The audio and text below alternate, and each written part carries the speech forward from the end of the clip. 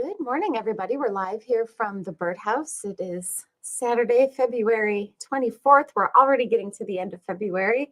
That being said, we're getting to that ducks and waterfowl migration season that everybody is always excited about. So I thought we'd talk about the different ducks and waterfowl, some of the more common things that you can find here in the upstate New York area. As always, we love to know what kind of things you're seeing. If you can put your sightings in the comments, that is awesome as always, or you can just say hi. If you have any questions, you can throw those in there too. But we'll get started with ducks and waterfowl. First of all, a question that people ask all the time, and it's when you think about it, it's kind of intriguing to think, how come ducks and gulls, how come they're not frozen there in that really, really cold water? They're floating and their feet and feathers are dipped in the water. How are they not freezing? How do they not freeze their little feet off? But they have a really specialized system in their legs and feet called the countercurrent exchange system. And it's a network of veins and capillaries. And basically what happens is the warm body, the warm blood, as it leaves their body and it goes down to their feet, it is the veins and are super close to one another. And that warm blood that's coming down to the feet is at the same time cooled by the blood that's leaving the feet. And so their feet are always quite a bit cooler than the rest of their body because the blood leaving their body, going down to their feet to warm up their feet, is getting cooled, and that cool blood is warming up as it goes up back into their body with their countercurrent exchange system. They've got a really, really advanced way to keep their body warm with this. So pretty interesting thing that the birds have as far as the geese and the gulls. So it's a way to keep their feet still pretty cool and their body warm while they're on those ice floats sitting on the ice in that ice cold water. So there are a lot of species that are able to be here all winter long, no problem, hanging out in that water even though it is very, very cold. First of all, what is a duck? Ducks are mostly aquatic. They have a broad bill. They have strong legs that are set on the back of their body, which they'll use to help paddle. And they have strong, short wings. That's kind of a overall generalization of what is a duck. They're mostly aquatic, so you can find them by the water. So going to big ponds, lakes, marshes, if they're unfrozen, those are really great places to go looking for ducks. Here's a picture of what the inside of a bill of a duck looks like. You can see it is quite broad and wide, but it also has all these little filters in it too. So the ducks will get their mouth full of water and they'll actually strain the water out through their bill, and that will just leave them with the plant matter or the little macroinvertebrates that they're eating. So they're able to strain the water right out of their bills, which is pretty cool. Here's a ruddy duck strutting around, and this is an example of the strong, short legs that are set in the back of their body. And then they also have strong, short wings. So that's a generalization of what a duck is, what makes a duck a duck. And the ducks are sometimes grouped into two different groups of dabbling ducks versus diving ducks. And dabbling ducks are, an example of those are on the left. A dabbling duck are those ducks that to feed, they'll actually just kind of tip over upside down. Their hindquarters are just sticking up into the air, and their head is down in the water where they are getting that water, straining it out, getting that plant material and the macroinvertebrates. So good examples of dabbling ducks are mallards. These are mallards on the left-hand side. Your Canada goose is a dabbling duck. And then there are diving ducks like this merganser on the right-hand side, ducks that actually just dive into the water underneath the surface, and they swim around and actually do more hunting than just straining all that water out and like the dabbling ducks do. So as far as dabbling ducks go, these are some dabbling ducks or dabbling geese in this case. This is a snow goose, and this is the time of year where you can find sometimes these big swarms of snow geese. Sometimes they'll flow through Montezuma, the National Wildlife Refuge. Sometimes they'll just be in open fields. People have been seeing them in different spots around town. The best place to look to see where they've been seen is always eBird, or if you have a local birding group that's on Facebook or has some kind of a listserv or an email list. Those are always a good way to check where the birds are most accurately and usually within the shortest time frame. But snow geese are definitely around this time of the year. You can find them here in the winter months and during migration time.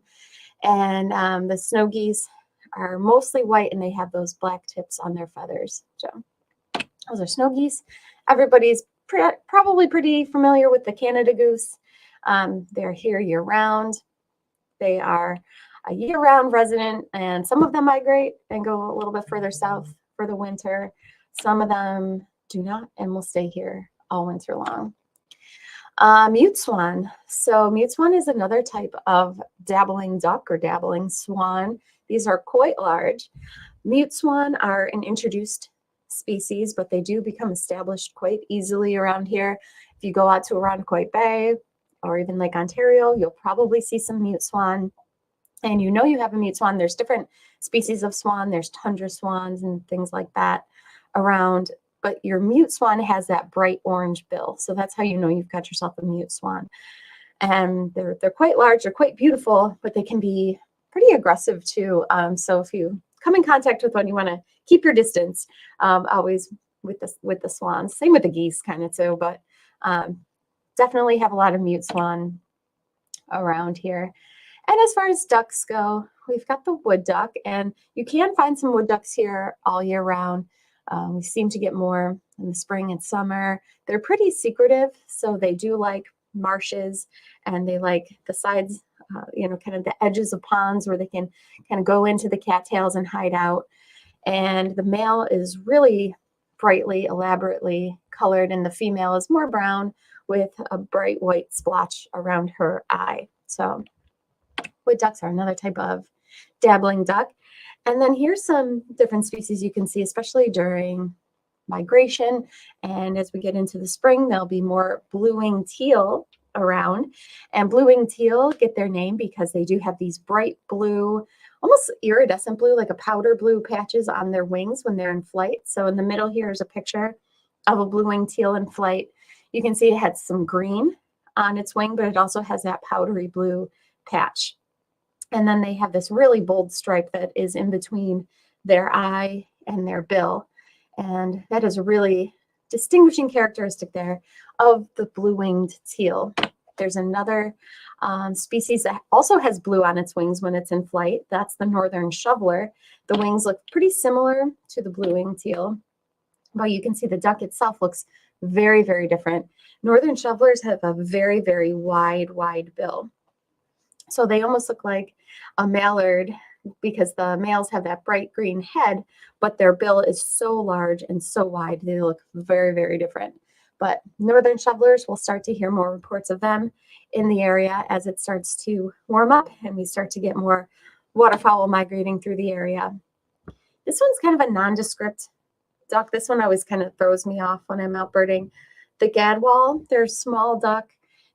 When they're in flight, you can identify them pretty easily because they have these bright white patches on their wings and also these really cinnamon, kind of warm cinnamon colors here on their wings. The gadwall, another waterfowl species that doesn't always stick out like some of the other ones that are brightly colored. So it's pretty nondescript, but we do have that type here as well. And then there is the American widgeon, really pretty duck. It has the green stripe going through its eye that goes through the back of its head, at least the males do. And then there's the female has more of a cinnamon stripe that goes through her eye. But as we get into migration season, we'll hear more reports of them. Every once in a while, you'll hear a report of them here in the winter. But the American widgeon, they will be more numerous as we get into the duck migration time within the next month or so.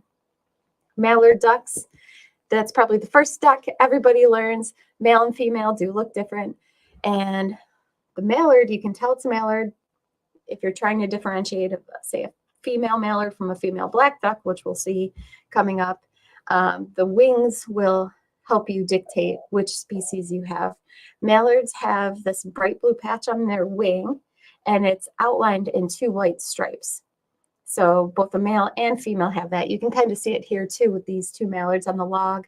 They've got that bright blue spot on their wings, and it's outlined in black and in white. Actually, there's a black stripe really close to the blue, and then it's outlined by a white stripe. So they both have that while in flight.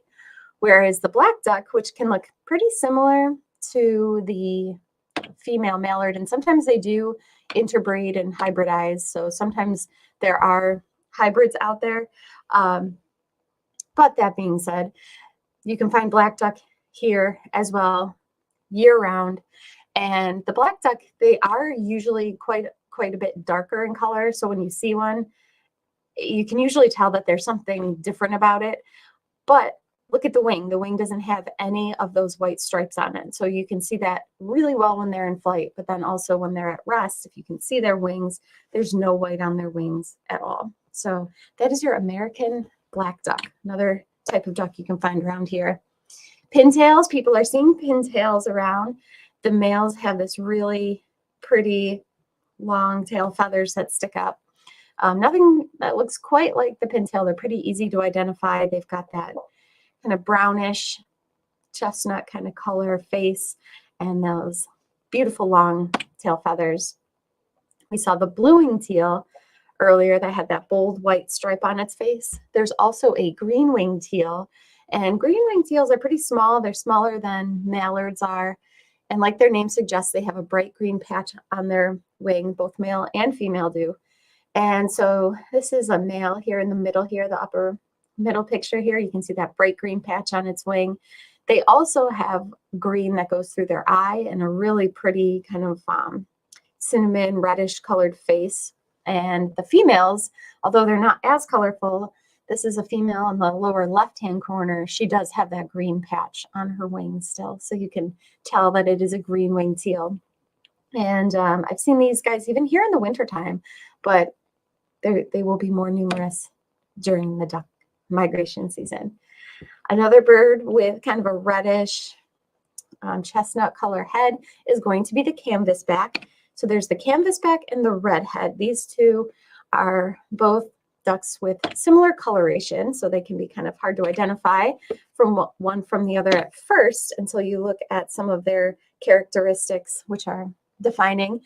So the canvasback gets its name. If you look at it, at the back of the back of its body, it's very, very bright white. So like its name suggests, its body looks like kind of like a blank canvas. So if you think about that, that can help you identify them from one another, because the redhead is very gray in color. Also, the canvasback has that bright red eye, which redheads do not have. And the canvasback has a very dark colored bill. So their coloration is pretty boldly set apart. The black and the white contrast is pretty bright with the canvasback. So this is a canvasback, and then this is a redhead. So they both have those reddish colored heads, but the redhead is more gray in coloration, and its bill is more bluish, whereas the canvasback has that black colored bill. So a couple other ducks you can find around here now. And then there's the ring-necked duck. The ring-necked duck looks a lot like a scaup, I think. These are some other ducks you can find here. But the ring-necked duck has a more ornately colored bill, and the juveniles can kind of sometimes look like the blue-winged teals because they've got that stripe that goes in between their eye and their bill. But keep an eye on the bill there of the ring-necked duck, which has a stripe that goes through it, which you don't see in the greater and lesser scaup. And the coloration on their body is also different than the scaups. Like the ring-necked duck has this little kind of swoop. It almost looks like a wave that's on their feathers. And the scaups do not have that, but they look really, really similar. They can sometimes have that iridescent looking colored head as well. But these are all different ducks you can find here during migration time and sometimes in the winter. Greater and lesser scaup we've got here right now. Greater and lesser scaup can be hard to identify one from another. Their colors can be very, very similar to one another. Even though in the picture here it looks like one has more of a purplish head and one has more of a greenish head. They're very iridescent, so that doesn't really define one from another. The lesser scaup is in the middle here, and they have the smaller, thinner head, whereas the greater scaup has a more rounded head. That's how you tell the difference between the two. So we have both species here. They will usually hang out together. You can find, actually a lot of these species you can find kind of floating in rafts with one another. But we have two different species of scaups here, the greater and the lesser scaup.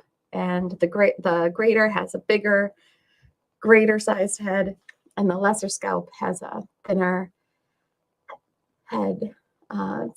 Between the two, that is a good way to tell the difference.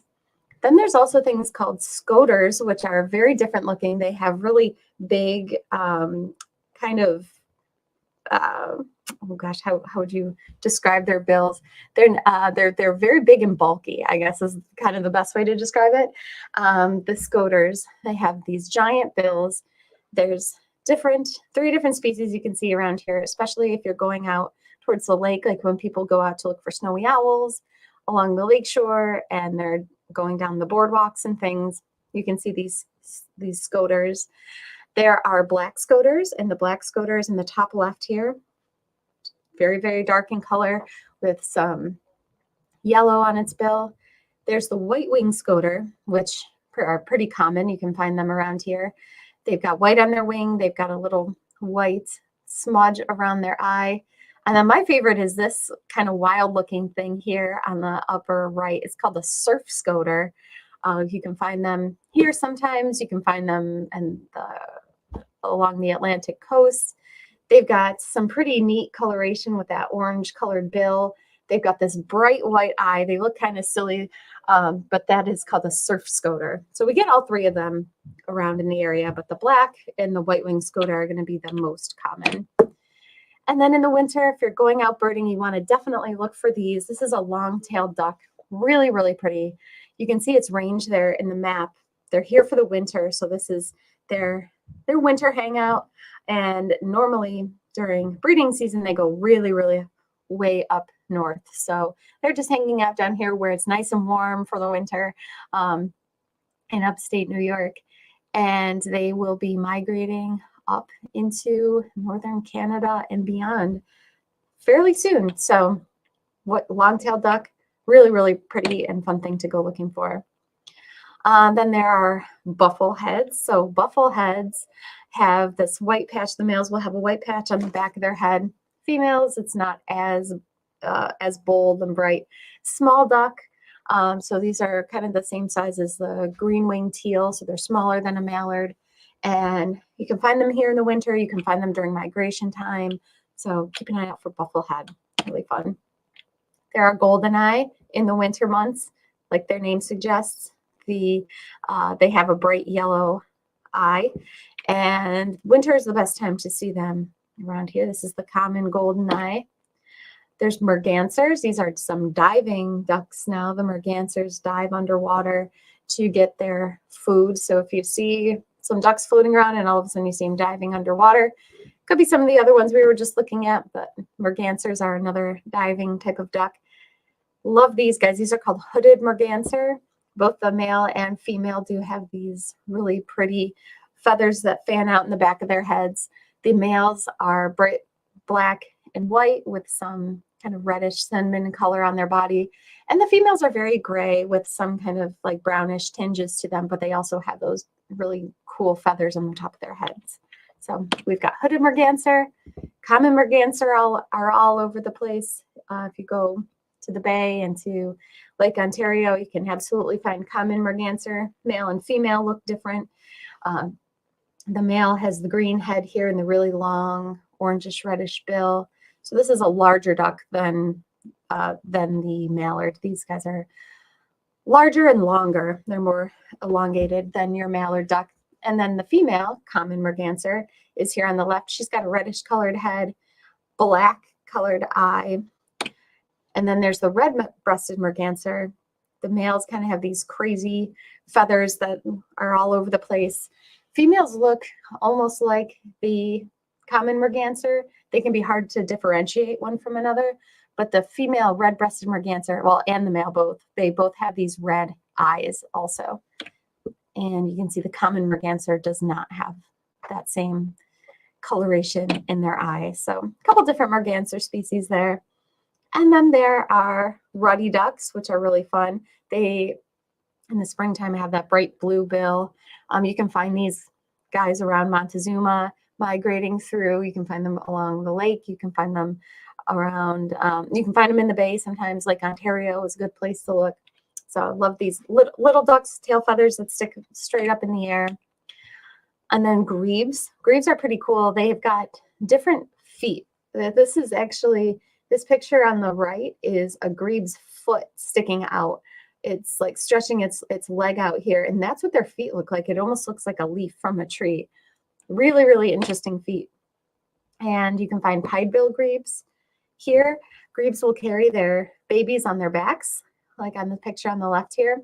Pied-bill grebes are small. They have a call that kind of sounds like a monkey hooting, and they've got this really short little bill with a line that goes through it.